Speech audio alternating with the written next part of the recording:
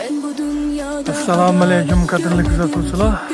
Navbatdagi tunikap o'yinimiz 50 kala tumani Qozabog'da. Hozir Kalelin oldinga. Listlarimiz 0'likdan ko'ra. Joyimizda elde Instagram'ki mana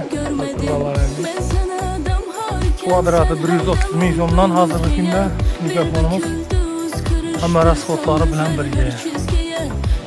Versace'larimiz metri 25 ming so'mdan. Stanok bo'lgani tegida. Versace'lar chiroyli qilib. Stanokchilarimiz kimga shunday xizmatlar kerak bo'lsa telefon qilasizlar, xudo xolasa qo'ldan kelgancha chiroyli qilib xizmatlaringizni qilib ishlab beramiz. Mana shu tom yopganda ustalarimiz Instagram'kilarni o'yinini sal ehtiyot bo'lsalar ajoyib bo'ladi. Chunki peshonasi kichayib ketgan bilan